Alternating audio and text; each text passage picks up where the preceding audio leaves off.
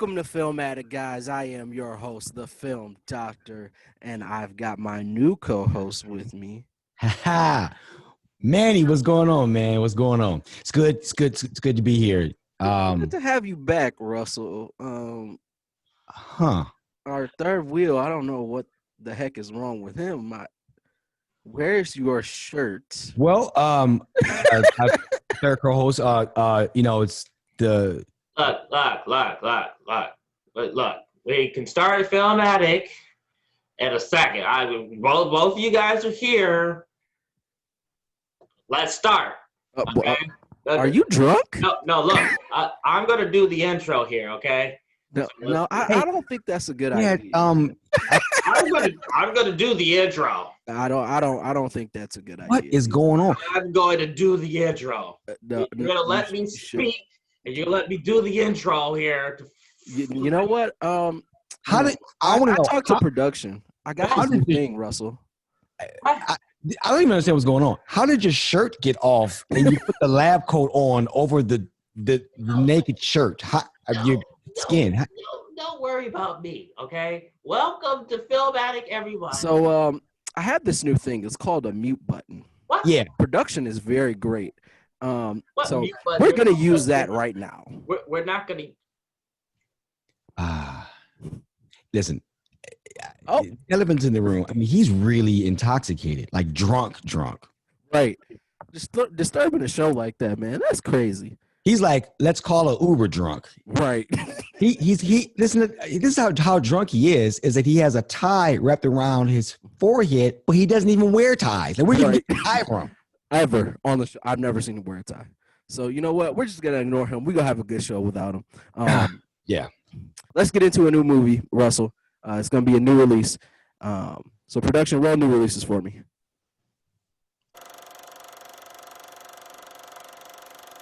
So this movie that we're calling, that we're gonna review with my friend here, Russell, new release is called Jingle Jangle.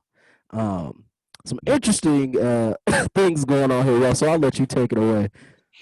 So here's how I look at Jingle Jangle. Jingle Jangle is it's a Christmas movie, thus around this time of year, Christmas. And it was written and directed by David E. Talbot, who is he's known for doing like plays and production. He had a couple of movies. He had a movie called I think it was called First Sunday with Cat Williams and Ice Cube. Yeah. But that's this production. So the film stars Forrest Whitaker and Felicia Rashad, Anika Noni Rose, who, if you don't know who that is, she was the voice of Princess Tiana in Princess and the Frog. And there's Keegan-Michael Key, Ricky. There are people that are in here that you go, okay, yeah, I know. Keegan-Michael Key. Keegan-Michael Key, man. When you see him in there,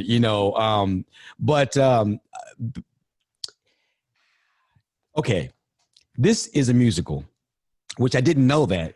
Me either. So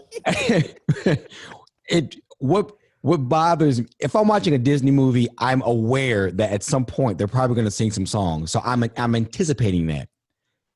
I wasn't anticipating this for them to start singing out of the blue. And it kind of bothered me a little bit. I'm not going to lie. Because after the first song, I was like, oh my Lord, they're going to be singing this entire time. What do you think, Manny? What do you think about the singing? So I'm gonna be honest with you. When I turned it on, it caught me off guard, and mainly because Forrest Whitaker is the main star of this movie. Unbelievable! And I was like, "What, is Forrest Whitaker singing some songs? When did he start singing?" Okay, so this is just gonna be a Christmas movie. We're gonna chill. We're gonna watch it, and then, like, literally, I felt like maybe 10 or 15 seconds into the movie, we just singing, and I'm like, you know what? I paused it. I'm like, I'm gonna watch this with my wife because she's gonna enjoy this, because she likes musicals and I don't. And I'm like, oh Lord, yeah. I mean, it slapped you in the face. It was like a Broadway production just took over this whole movie. Yes. Now, not only because I realized that David E. Talbot, the writer, it took him 20 years to write this, according to him.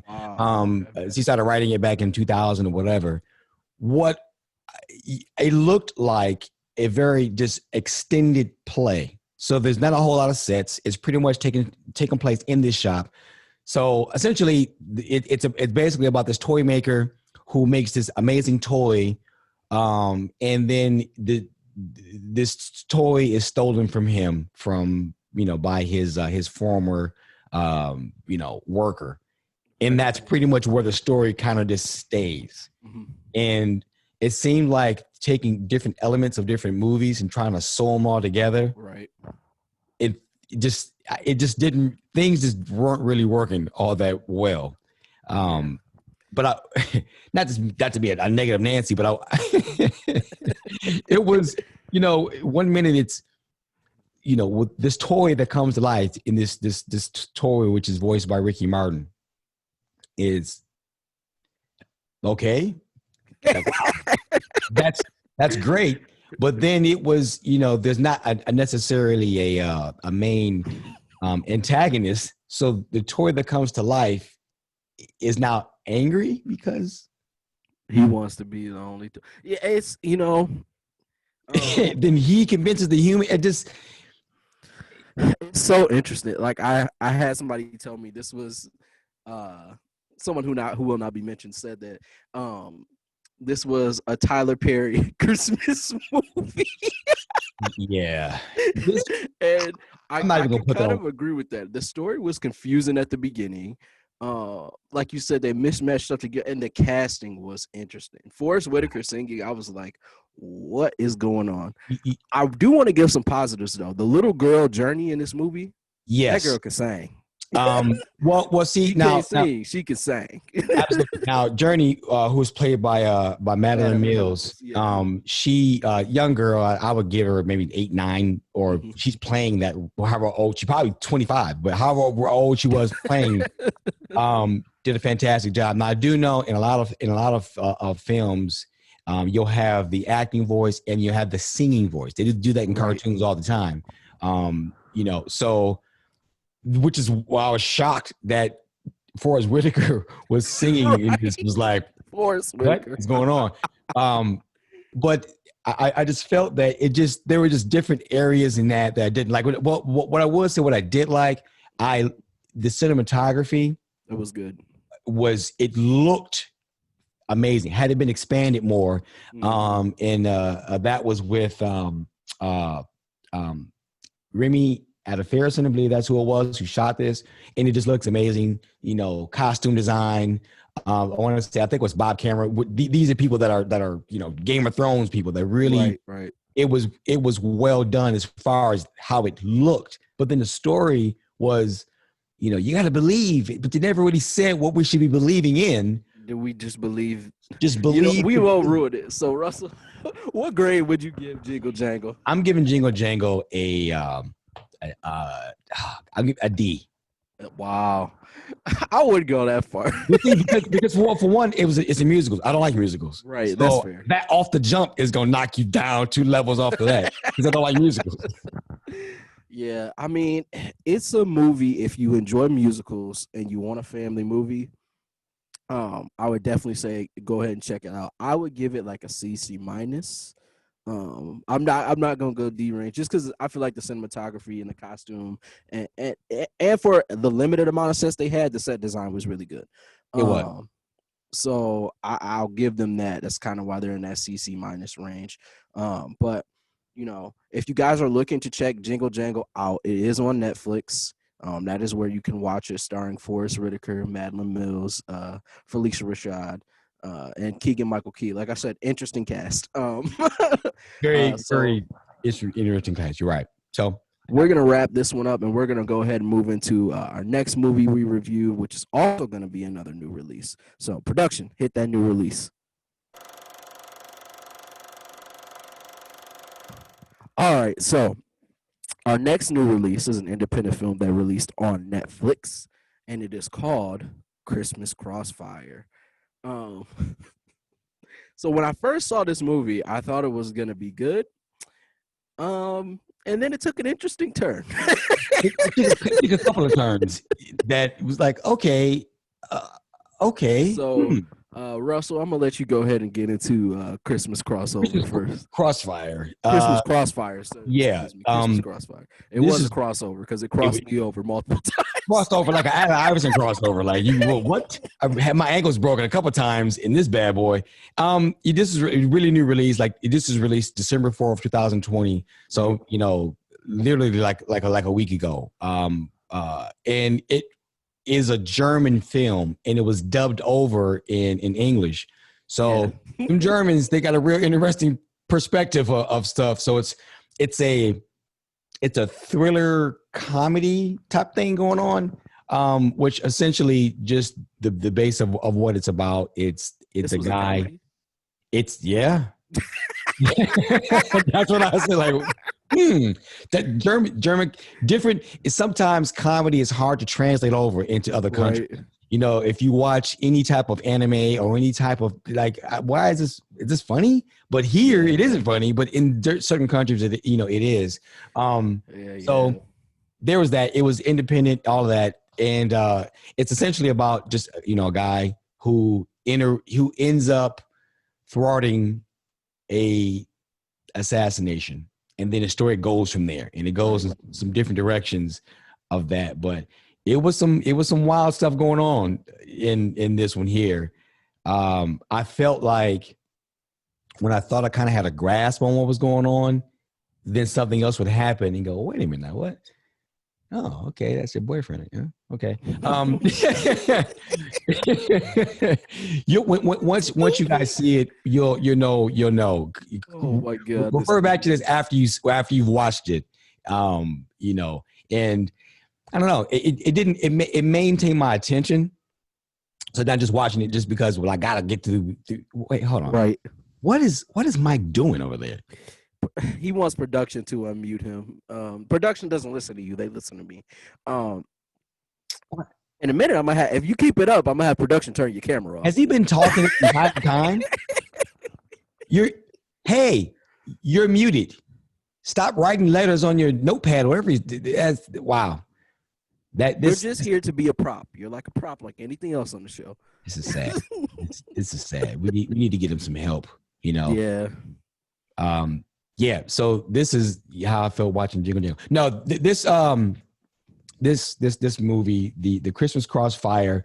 I don't even understand where the Christmas part even came in at. Like, why'd you call it that? It has nothing to do with Christmas at all. I guess it's Christmas in that German town. But even that was like, well, what?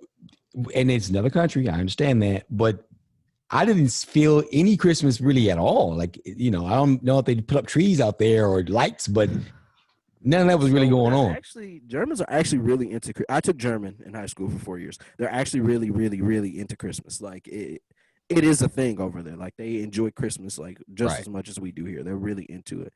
So I agree. Like there wasn't much to show. Like this is Christmas time. Like it just didn't do that. Like and knowing German culture, they're really into the Christmas season. So like I completely agree with you there. I felt like there was and just hear me out on this. There's a point where it gave me Lord of the Rings, Return of the King feeling, where it's like, okay, it's over. Oh no, nope. Yeah, okay. We're still going. Okay, I agree. So it was like what at a point where I felt the film should have stopped. It kept going and going. And, we're not going to ruin anything for you all that are watching it, but it was. Why are they doing that? And then it was like, well, maybe whoever the editor was, maybe he put it out of sequence. I don't know, but it was something. It had its moments. So yeah, I mean, just to give my review of it, Christmas Crossfire was a crossover. The story was out of whack. I mean, it's just stuff happening left and right. People coming in left and right. We just getting introduced to characters. Just The So story is just crazy. I mean, I don't want to completely bash this because it is an independent film. I think the cinematography was good, but I otherwise, it's hard. There's no Christmas in this Christmas movie. It should have just been called Crossfire, and it Crossfire would have been better. would have made way more sense. So yeah, I mean, just and then the dub. Do not look at their lips Dub is because it will. If you're one of those people that's anal, it will annoy you. right. I mean, I've watched enough film to know. Even if it were on mute, you could look and say this looks like a foreign film, and then Right. if you're watching it, it's okay. If you don't know, for all of you watching that, sometimes films, well, not sometimes films are filmed all around the world. We don't ever see those types of films, or even when our movies are played in other countries, they're not played in English. They're played in their language. So they're kind of accustomed to that. But for us, it can throw us off because this Right. movie was, it's in English, Spanish, obviously German. But just for the heck of it, what I do is I'll go back to the original language and kind of watch a couple of scenes, Mm-hmm. and go, oh, okay, just because whoever the actress is or the actor is that is redubbing over the lines, they may not hit the same emotion, if you will, Right. Right. that the person that is originally doing it. But I Yeah. mean, like I said, it was a good independent. I thought the title was a little misleading, Mm-hmm. but it was enough to maintain my attention. So for me, I gave it a solid C. It wasn't the worst that I've seen, but it was for a German independent. It fit. Right. It fit. If you think of it like that, not thinking of it as an American film, then you'd be good to go. Yeah, I mean, I'm right there with you with the C grade. Like I said, it's an independent film, and it's hard to knock some things that they do, and especially because it's a German-made film. Um, but there were some good action sequences in here. There was, there was some minute positives,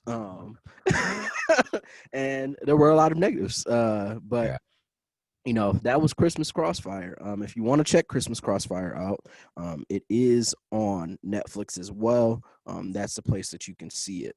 So, Russell, this has been an amazing show, my man. Glad we could have you back. So smooth. I, I, I kind of feel like before we close, we have to unmute him, but I don't know. What are your thoughts?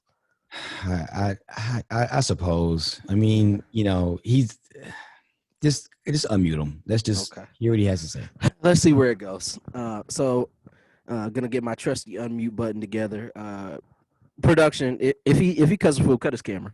Cut his camera. All right, here we go. Unmute. One more motherfucking thing. Wow. Okay, yeah, thank you, production. We don't need that foolishness on our set. Russell, thank you for being here. Thank you for being a guest Thank you. on the show, man. Guys, we are continuing to do our giveaway to Best Buy, $25. You have to like, comment, and subscribe. You need to do all three to be entered into the giveaway. We still don't have a lot of people entered. We really want to give this gift card away. So if it takes more time, it takes more time. But please do those three things and enter the contest. As always, we want to thank you guys for liking, commenting, subscribing, viewing. We appreciate you so much. And we know going into this holiday season, you will have just as great as a holiday as Russell and I are having. So thank you again, guys. And as always, this has been another exciting episode of Film Film Addict. Addict.